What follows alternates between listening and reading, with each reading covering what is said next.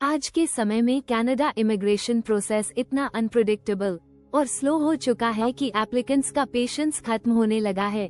जो लोग सालों से अपने परमानेंट रेजिडेंसी के सपने को लेकर चल रहे हैं, उनके लिए सबसे बड़ा स्ट्रगल यही है कि उन्हें पता ही नहीं चल रहा कि उनका फ्यूचर किस दिशा में जाएगा। पहले कनेडियन इमिग्रेशन को दुनिया का सबसे स्ट्रीमलाइंड और ट्रांसपेरेंट सिस्टम माना जाता था, लेकिन अब हालात बिल्कुल अलग हैं। IRCC की प्रोसेसिंग डिलेज, अनरियलिस्टिक टारगेट्स और इनकंसिस्टेंट पॉलिसीज ने हजारों फैमिलीज को लिम्बो में डाल दिया है। लोग सोचते हैं कि अगर इतनी मेहनत, इतना पैसा और इतना टाइम इन्वेस्ट करने के बाद भी क्लैरिटी नहीं मिलेगी, तो फिर लाइफ को आगे कैसे प्लान करें।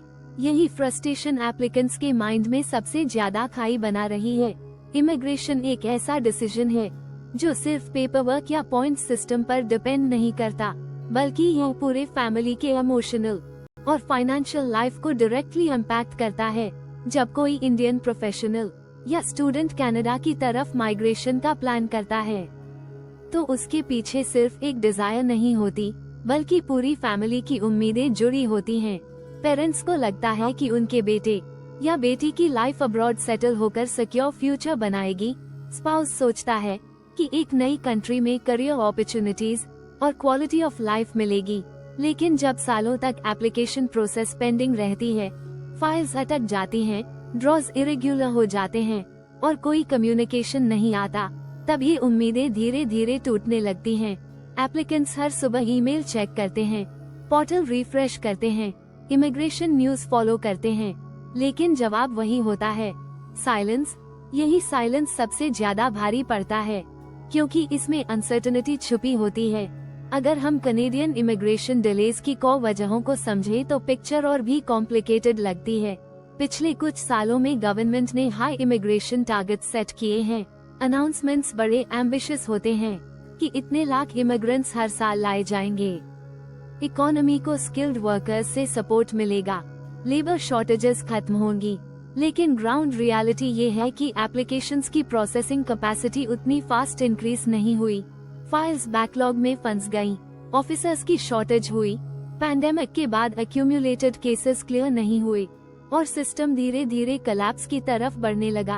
एप्लीकेंट्स को सिर्फ इतना दिखाई दिया कि इन्विटेशंस तो अनाउंस होते हैं, लेकिन एक्चुअल PR अप्रूवल्स और वीजास बहुत स्लो पेस से इशू हो रहे हैं। ये गैप ही लोगों के ट्रस्ट को शेक कर रहा है।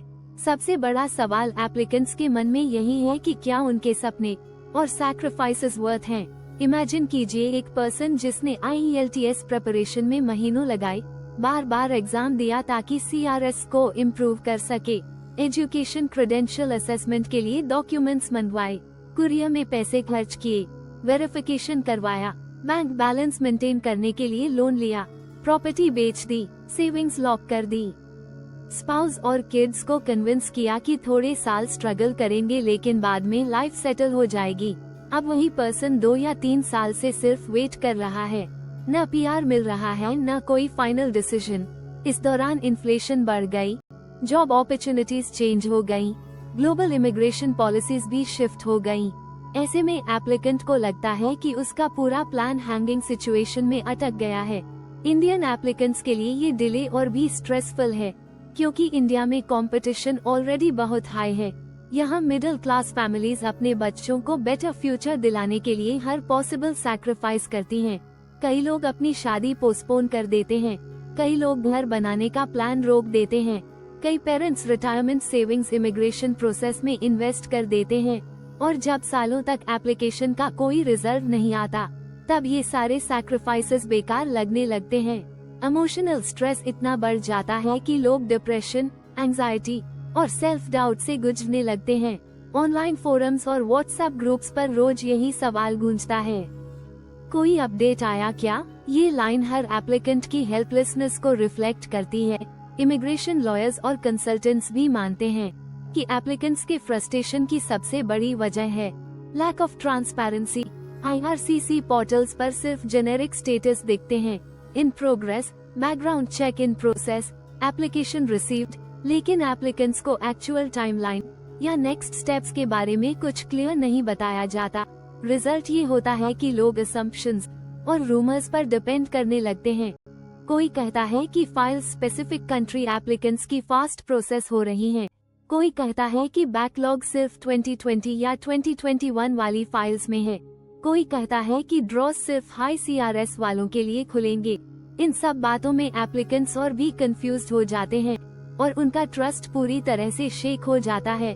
फ्यूचर की अनसर्टेनिटी सबसे पेनफुल फैक्टर है। मान लीजिए एक एप्लीकेंट की फाइल 3 साल से पेंडिंग है और अभी तक कोई फाइनल डिसीजन नहीं आया। इस दौरान उसकी एज बढ़ गई, उसका CRS स्कोर ऑटोमेटिकली ड्रॉप हो गया, डिपेंडेंट्स की एज भी चेंज हो गई। अब अगर फाइल रिफ्यूज हो जाती है या कोई टेक्निकल इश्यू निकल आता है तो वो एप्लीकेंट फिर से प्रोसेस स्टार्ट नहीं कर सकता, क्योंकि उसका स्कोर अब क्वालिफाई ही नहीं करेगा। इस तरह डिले सिर्फ वेट नहीं है, बल्कि यह एप्लीकेंट्स के लिए अपॉर्चुनिटी लॉस भी क्रिएट कर रहा है। एप्लीकेंट्स बार बार यही सवाल पूछते हैं, क्या कनाडा अब भी वर्थ है? क्या इतने लंबे डिलेज और अनप्रेडिक्टेबल पॉलिसीज के बावजूद कनाडा जाना सही डिसीजन है? इसका आंसर इतना सिंपल नहीं है। कनाडा अब भी वर्ल्ड के सबसे अट्रैक्टिव इमिग्रेशन डेस्टिनेशंस में से एक है। Health care, education, safety, diversity और करियर अपॉर्चुनिटीज जैसी चीजें अभी भी कनाडा को अलग बनाती हैं। लेकिन चैलेंज ये है कि एप्लीकेंट्स को ये सब पाने के लिए बहुत लंबा और अनसर्टेन स्ट्रगल फेस करना पड़ता है। यही डिलेमा लोगों को मेंटली एग्जॉस्ट कर देता है। अब अगर हम सॉल्यूशंस की बात करें तो सबसे पहला स्टेप होना चाहिए ट्रांसपेरेंसी। एप्लीकेंट्स को क्लियर टाइमलाइंस और रियलिस्टिक अपडेट्स मिलें। अगर प्रोसेसिंग टाइम जेन्युइनली 3 साल है तो यह ओपनली बताया जाए, ताकि लोग अपनी लाइफ अकॉर्डिंगली प्लान कर सके। दूसरा स्टेप होना चाहिए प्रॉपर प्रायोरिटाइजेशन। IRCC को बैकलॉग क्लियर करने के लिए टेम्पररी मेजर्स अडॉप्ट करने चाहिए, जैसे कि डिजिटल ऑटोमेशन, मोर ऑफिसर्स हायरिंग और टेम्पररी कैप रिलैक्सेशन। तीसरा और सबसे इम्पोर्टेंट स्टेप है एप्लीकेंट्स का सेल्फ प्रिपरेशन। एप्लीकेंट्स को ऑल्टरनेट प्लान्स रेडी रखने चाहिए। सिर्फ कनाडा पर डिपेंड करने के बजाय ऑस्ट्रेलिया, UK, न्यूजीलैंड या यूरोपियन कंट्रीज के ऑप्शंस भी एक्सप्लोर करने चाहिए। इससे मेंटल प्रेशर थोड़ा कम होगा और एप्लीकेंट्स को लगेगा कि उनके पास बैकअप प्लान है। एप्लीकेंट्स की स्ट्रगल सिर्फ पेपरवर्क तक लिमिटेड नहीं होती, बहुत बार वो सोशल प्रेशर भी फेस करते हैं। रिलेटिव्स और फ्रेंड्स बार बार पूछते हैं, PR आई क्या? कब जा रहे हो कनाडा? इतनी देर क्यों हो रही है? ये सवाल सुनकर एप्लीकेंट्स और भी डिमोटिवेटेड फील करते हैं। सोसाइटी में इमिग्रेशन को स्टेटस सिंबल की तरह देखा जाने लगा है। अगर किसी की PR जल्दी आ जाए तो लोग उसे सक्सेसफुल मानते हैं, और अगर डिले हो तो इनडायरेक्टली उसे इररिस्पॉन्सिबल या अनलकी समझ लेते हैं। इस तरह का सोशल कंपैरिजन एप्लीकेंट्स के लिए और भी पेनफुल बन जाता है। कई एप्लीकेंट्स अपनी पर्सनल स्टोरीज शेयर करते हैं। किसी ने कहा कि उसकी शादी डिले हो गई क्योंकि स्पाउस को PR आउटकम का वेट करना पड़ा। किसी ने कहा कि उसने जॉब ऑफर रिजेक्ट कर दिया क्योंकि उसे लगा कि जल्दी कनाडा जाना होगा, लेकिन 2 साल बाद भी फाइल अटकी हुई है। किसी ने कहा कि उसने घर खरीदने का प्लान कैंसिल कर दिया क्योंकि फंड्स इमिग्रेशन के लिए लॉक कर दिए थे। इन स्टोरीज से क्लियर होता है कि इमिग्रेशन डिले सिर्फ पेपरवर्क नहीं, बल्कि पूरे लाइफ डिसीजंस को डायरेक्टली इम्पैक्ट करते हैं। ग्लोबल लेवल पर भी इमिग्रेशन लैंडस्केप बदल रहा है। कनाडा अकेला ऐसा कंट्री नहीं है जहां डिलेज हो रहे हैं। USA, UK, ऑस्ट्रेलिया जैसे कंट्रीज ने भी अपने इमिग्रेशन रूल्स टाइटन किए हैं। पोस्ट पैंडेमिक ईरा में ऑलमोस्ट हर डेवलप्ड कंट्री ने इमिग्रेशन को पॉलिटिकल इशू बना दिया है। डोमेस्टिक वोटर्स को सैटिस्फाई करने के लिए गवर्नमेंट्स इमिग्रेंट्स पर कैप्स या रिस्ट्रिक्शंस लगाने लगी हैं। ऐसे में एप्लीकेंट्स को ब्रॉडर पर्सपेक्टिव से सोचना होगा कि माइग्रेशन सिर्फ ड्रीम्स और एस्पिरेशंस नहीं, बल्कि पॉलिटिकल क्लाइमेट पर भी डिपेंड करता है। लेकिन एक पॉजिटिव साइड भी है। एप्लीकेंट्स की रेजिलियंस और डिटर्मिनेशन बहुत स्ट्रॉन्ग होती है। इतने डिलेज और स्ट्रगल्स के बावजूद लोग हार नहीं मानते। ऑनलाइन फोरम्स पर लोग एक दूसरे को सपोर्ट करते हैं, मोटिवेशनल पोस्ट शेयर करते हैं और स्मॉल अपडेट्स को भी सेलिब्रेट करते हैं। ये कम्युनिटी सपोर्ट ही एप्लीकेंट्स को फाइट करने की स्ट्रेंथ देता है। हर एप्लीकेंट जानता है कि उसकी जर्नी यूनिक है और शायद टफ भी है, लेकिन अगर एंड में PR मिल जाती है तो सारे स्ट्रगल्स वर्थ लगते हैं। इस पूरे इमिग्रेशन जर्नी से एक सबसे बड़ा लेसन मिलता है, पेशेंस और प्लानिंग ही सबसे पावरफुल वेपन्स हैं। एप्लीकेंट्स को अपनी एक्सपेक्टेशंस रियलिस्टिक रखनी चाहिए, बैकअप प्लान्स रेडी रखने चाहिए और हर पॉसिबल सिनेरियो के लिए प्रिपेयर रहना चाहिए। अगर डिलेज आते हैं तो वो सिर्फ एक पॉज हैं, एंड नहीं।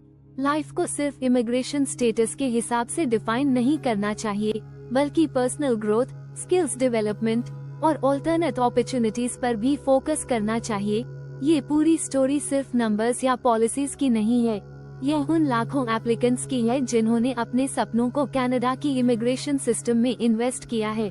डिलेज और अनसर्टेनिटीज ने उन्हें परेशान किया है, लेकिन उनकी होप अभी भी जिंदा है। कनाडा का प्रॉमिस अभी भी स्ट्रॉन्ग है, लेकिन एप्लीकेंट्स को इसे पाने के लिए अनप्रेसिडेंटेड पेशेंस और डिटर्मिनेशन दिखाना पड़ेगा। यही आज की रियलिटी है। कनेडियन ड्रीम अब भी पॉसिबल है, लेकिन उसकी प्राइस पहले से कहीं ज्यादा हैवी हो चुकी है।